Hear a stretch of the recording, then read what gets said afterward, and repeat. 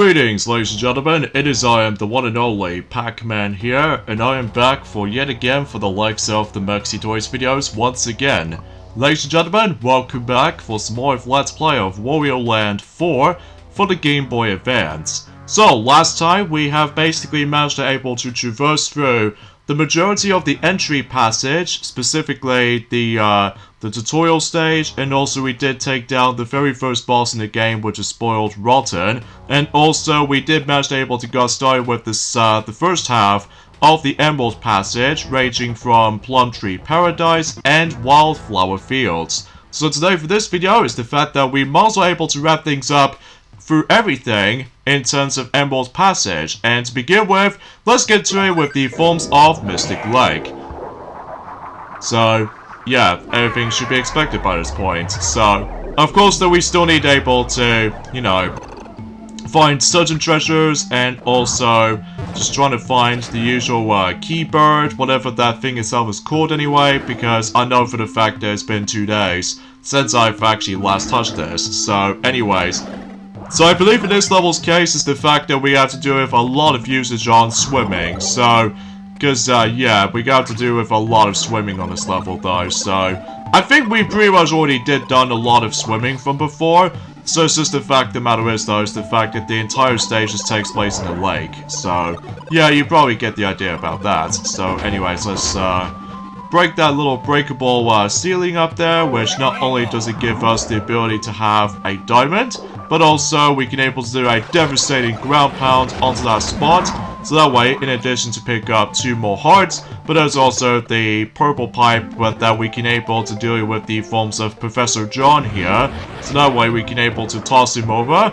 And we have to do a bit of a adjustment to that throwing mechanic, by the way, because, well, if you miss your aiming shot, then basically though, what happens is the fact that, as you can see, that since that Professor John just somehow managed to able to get into underwater, this meaning about the fact that unfortunately you cannot pick him up in swimming. So because of that though, because, you know, we don't have the ability to able to pick up stuff while swimming, so to be expected. So, anyway, so here's the first piece of that particular stone that we just got. Oh, and by the way, if you pay attention to those little evil like eyes, as you can tell, for certain holes, basically though, this particular fishy enemy will just simply pop up and then they'll try to able to damage you. So you have to be cautious about this, especially noticeable you don't lose all of your health. So yeah, you probably expect it by this point. So yeah, today's day is of course the 10th of February today, in this case in 2022 today.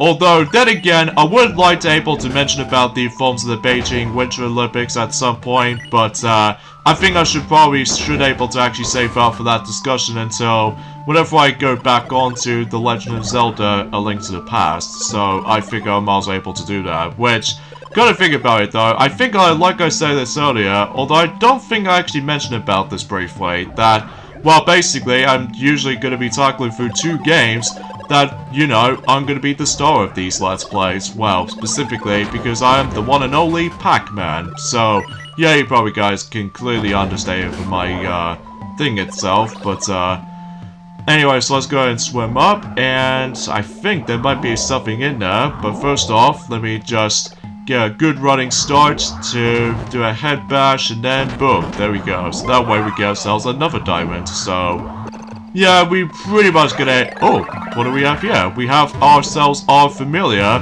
transformation for those who ever played Wario Land 2 and Wario Land 3. So basically we have the returning Spring Wario, and basically this allows you to able to bounce around for a bit. But the only difference is this time around though, compared to the forms of how it does it on Wario Land 2 and Wario Land 3, because normally in those previous 2 games, that normally the bounce transformation will end until it starts flashing, and then you're just able to bounce either the left side or the right side until you go back to its normal state. In this game this time around though, is the fact that the transformation will end if you manage to able to bounce way higher, and then you weren't able to hit the ceiling, and then boom, transformation ends. So yeah, there might be some of those familiar transformations that, like I said, that we have stumbled across to already from the likes of the past Wario Land games for sure. Specifically, Wario Land 2 and Wario Land 3. Basically, though, is the fact that they do have some slight differences to certain transformations. So, speaking of another transformation, here's another transformation as you saw. Although I'm going to show this to you again. Here we have the Bubble Warrior, where basically you can able to actually just to once again take control of the forms of a warrior got trapped inside the bubble, shenanigans, and then basically though once again you can able to change directions if you somehow manage to get trapped in a bubble. So yeah, that's as far as I can say about that particular transformation as far as this is concerned. So because of that though, you got to able to take control of yourself while you got trapped inside the bubble. So yeah, I think for the most part that's as far as I can usually just try to describe about some of those familiar transformations. So I should probably mention about this as well, I think, is the fact that depending on what passages you go into, that's, I think I do not actually mention about that, but I think I might as well say it anyway, that, for the majority of the Emerald Passage, I think the majority of those stages are most likely themed as in nature,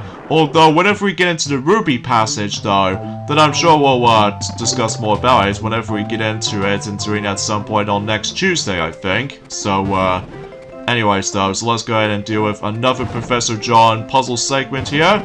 So, the fact that... What the hell, I just got back in there? Okay, whatever. I'll just keep on trying and all that stuff. So... Oh yeah, let's get to the forms of another discussion of this point today. That is the fact that, well, I suppose I should probably mention about the forms of the continuation of, the Professor John doesn't come down all the way down. Okay, whatever, we'll just keep trying. Okay, so, I suppose I should probably explain about this, is the fact that, well, I've already mentioned about the fact that ever since in, The Legend of Zelda A Link to the Past playthrough, that's basically though is the fact that you know in one of those games in particular that I've managed able to actually got all the DS Zelda games, so in this case though we can probably do those Let's Plays at some point in the future, and also we've managed able to got Metroid Prime Hunters for the DS on the Wii U eShop version, so just in case we'll probably get ourselves organized for the next new series we can able to tackle, which is of course Metroid games, but we don't know exactly when can we start those. And also we've got Donkey Kong 64 for the sake of the Wii U Virtual Console re-release, despite the screen color was a bit dimmed compared to the forms of the original cartridge version. But I'm sure we'll get the gist of it though, especially noticeable that thankfully 50Hz mode wasn't a thing for the sake of the forms of, well, some of them of that time, but it's just the fact that it has been a very, very long time since I actually did manage to look upon several gameplay footage for certain N64 games running on the Wii U for its emulation and stuff. Well, they're alright, except with the forms that dipped emulation coloring is a bit disgusting and gross at the same time, I must admit.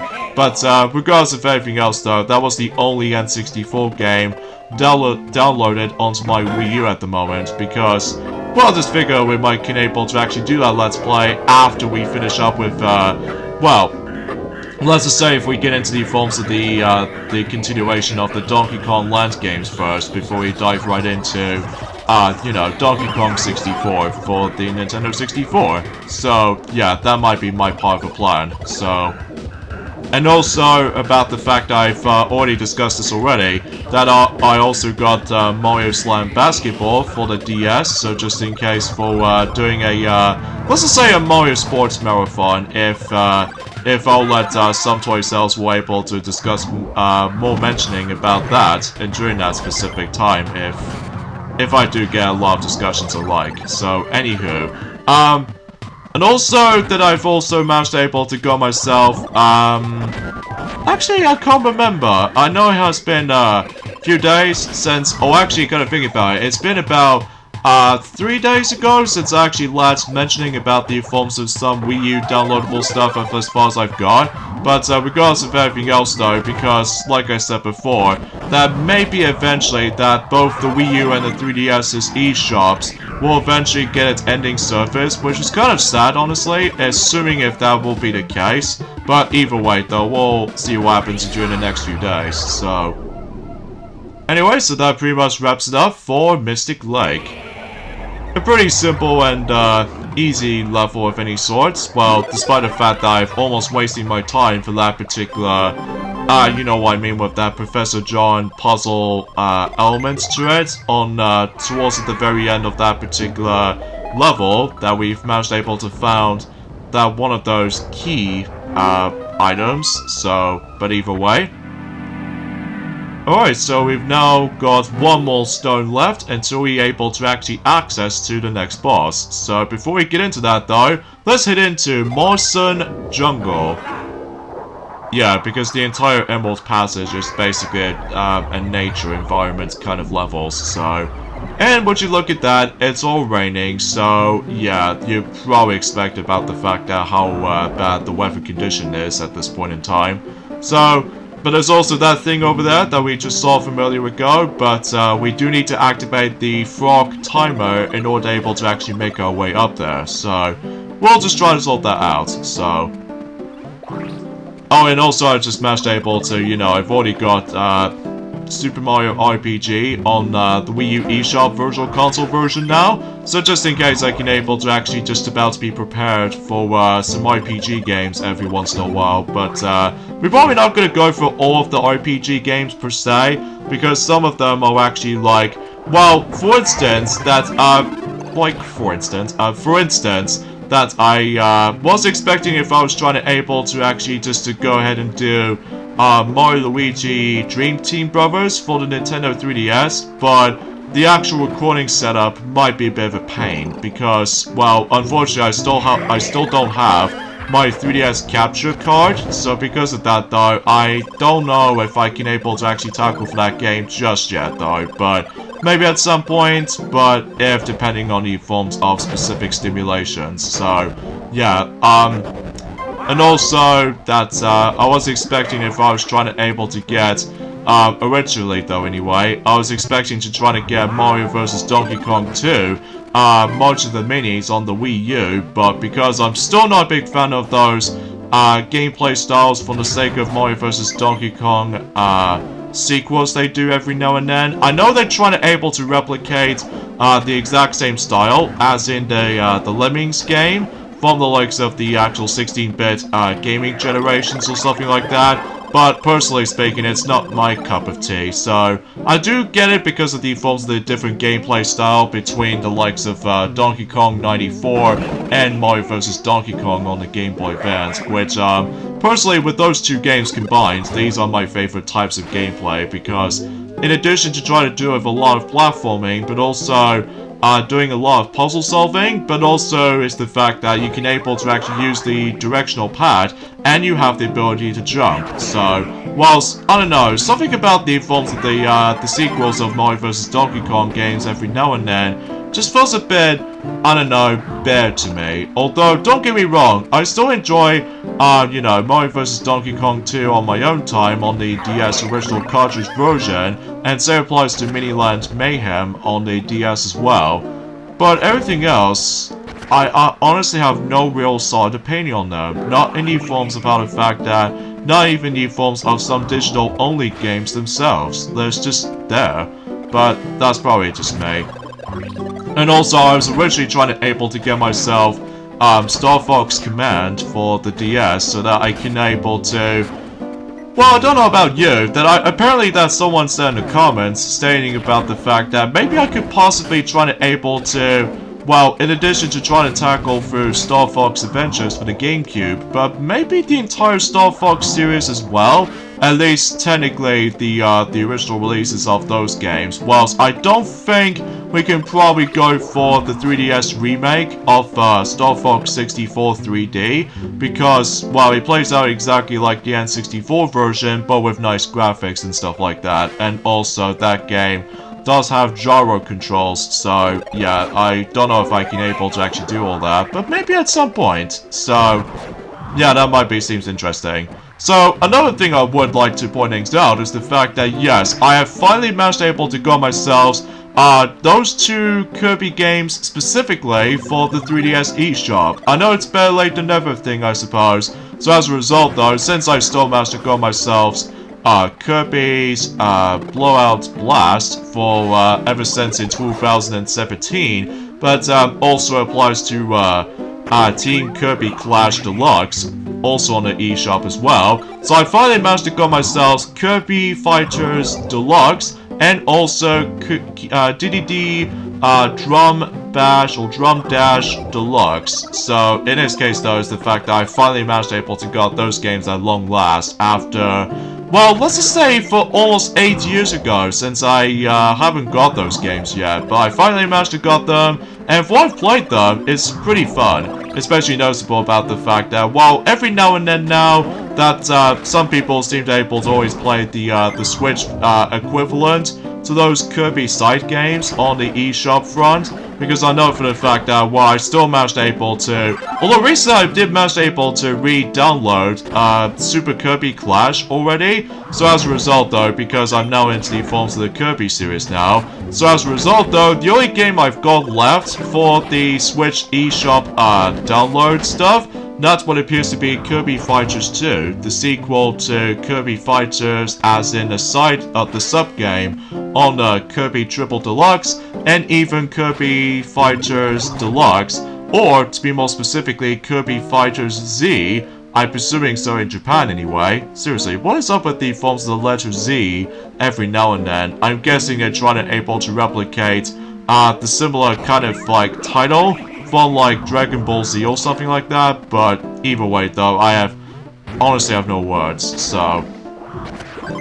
But yeah, Kirby Fighters 2 is the only game I've got left for the sake of the forms of the digital downloads for Kirby games for certain eShop titles every now and then. So yeah, it feels like I'm almost trying to caught up for the sake of the forms of the Kirby games collection. Mind you, there are a few exceptions I couldn't possibly get, which are Kirby's Block Ball and Kirby Pinball Land. I kinda wish I was gonna get it, because that game was actually a pinball game, since I actually got myself Super Mario Ball, aka Mario Pinball Land, for the Game Boy Advance, and also Sonic's Pinball Party, or Sonic Pinball Party for the Game Boy Advance as well. So maybe I could possibly try to get Kirby Pinball Land as well, but not now anyway, because, well, by that time is the fact that since we're still on February at this point, so this meaning about the fact that I'm still potentially trying to wait for some new games coming out for the sake of likely next month for, you know, Kirby and the Forgotten Land, and you probably get the idea about that, so.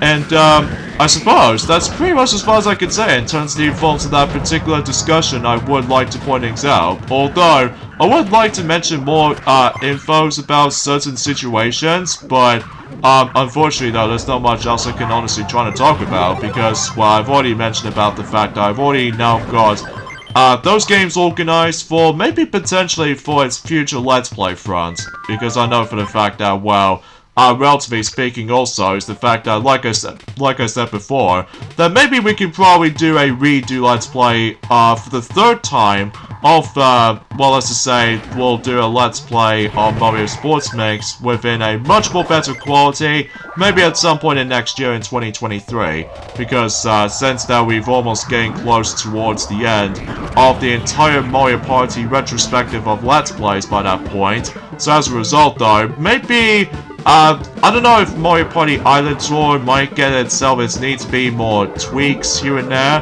for the sake of likely making things a much more better version of that Let's Play, but I'm not exactly 100% sure, because, well, then again though, it's just the fact that, you know that Ray the Flying Squirrel is now working on the extra modes for Mario Party 7, so in this case though, it's the fact that, well, you'll stay tuned for that, entering at some point whenever that time comes, so. And by the way, I've somehow accidentally missed that, diamond from earlier ago, but now I actually got it, because even then though I've got loads of time left, so in this case though, let's backtrack for a bit. So hopefully we can able to actually get that little key thingy right here. So at least we got him. So now we just need to, you know, try to get utilizing with those swinging platforms because, wow, that will be the only methods that we can able to hit back into the portal as we go. So yeah, for the most part, that Emerald's Passage wasn't all that difficult, apart from, well, I'll probably point it out whenever we get into the next boss fight. So, and of course, like always, we got ourselves not only the CD, but also we've got ourselves our glorious golden crown. So that way we were able to actually get ourselves a lot of cash.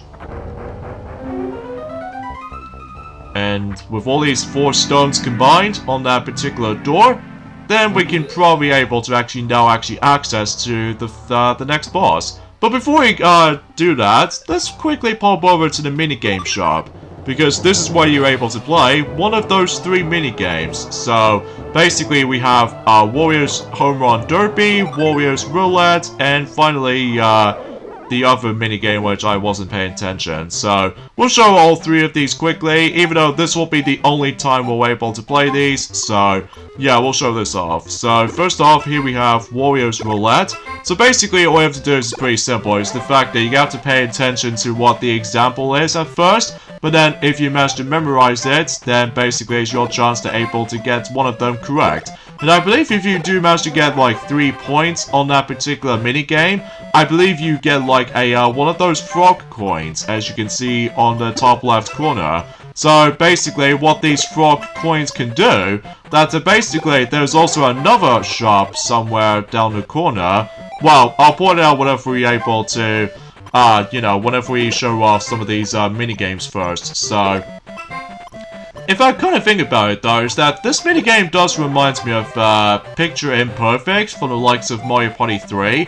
Even though, mind you, because this game came out after Mario Party 3, and mind you that this game came out in 2001, so yeah, to be expected by this point, which I still even can't even believe that this game is now 20 years old, and as a result though, the game still looks really damn impressive for the sake of the Game Boy Advance department, especially noticeable how the fact that before other Game Boy Advance games later down the road came out, for the sake of likely The Legend of Zelda The Minish Cap, and duology of those Kirby games, and the Super Mario Advance Saga, or Chronological, I have no idea, it's hard to pronounce that particular cute thing I was gonna point things out, with 4 of those exactly the same series did manage to able to ever saw the light of day or something.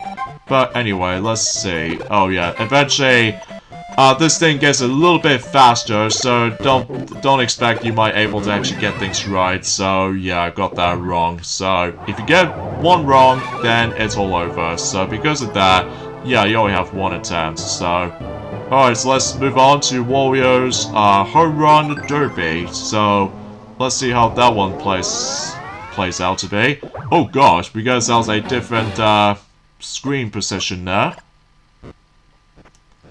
So basically on this one is the fact that you have to be sure you need to get the home run, and that's pretty much about it. So at least we got 1 home run. So nice. And it gets a bit stingy sometimes with that pitcher. Strike!